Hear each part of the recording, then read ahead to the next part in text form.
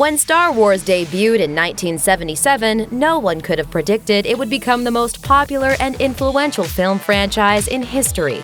The cast of Star Wars is beloved by fans, but behind the scenes, they didn't always love each other nearly so much, battling with fellow cast members as well as creator George Lucas. From epic feuds to secret affairs to that infamous gold bikini, here's a look at some dark secrets the cast of Star Wars tried to hide.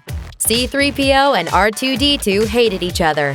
The bickering robotic odd couple C-3PO and R2-D2 are fan favorites. But behind the scenes, actors Anthony Daniels and the late Kenny Baker actually loathed each other. Before his death in 2016, Baker told Metro, "We could make a fortune touring around making personal appearances. I've asked him 4 times now, but the last time, he looked down his nose at me like I was a piece of He said, "I don't do many of these conventions. Go away, little man." For his part, Daniels simply dismissed Baker out of hand in an interview about The Force Awakens. Daniels told The Mirror, "He's not actually on the set. I haven't seen him for years. His name is on the credits as a sort of, I don't know, a good luck charm, a courtesy. He's a talisman." Ouch. Alec Guinness loathed Star Wars. When Oscar-winning actor Sir Alec Guinness agreed to play Obi-Wan Kenobi, he thought it would be a quick paycheck. Instead, it became a worldwide phenomenon that Guinness couldn't escape. He tried, though, reportedly begging George Lucas to truly kill off Kenobi.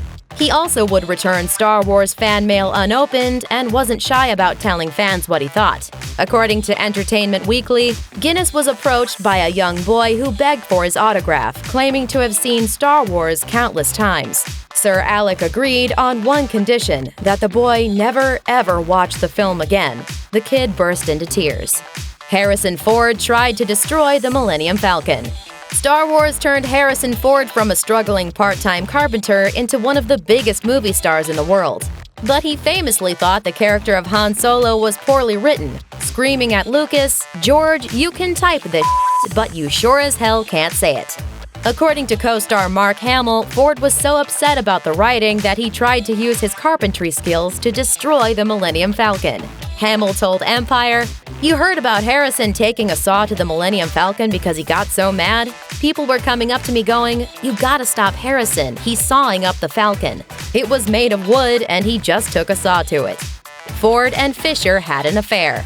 In her 2016 book The Princess Diarist, the late Carrie Fisher revealed that she had an affair with Harrison Ford that started when she got drunk at a party. Not only was he married with children, but Fisher, who wrote that the affair did long-lasting damage to her self-worth, was only a teenager at the time. Marcia Lucas was erased from history. Shortly after wrapping Star Wars, Lucas showed a rough cut of the movie to a group of fellow directors. It was a disaster. So how did Star Wars end up becoming the classic it is today? Well, much of the credit goes to Lucas's then-wife Marcia, who fixed the film in editing, completely reworking the epic Death Star trench attack by Luke. She and her co-editors did such a great job, she ended up winning an Oscar for her work. However, after the two divorced in 1983, Lucas and Lucasfilm tried to erase her.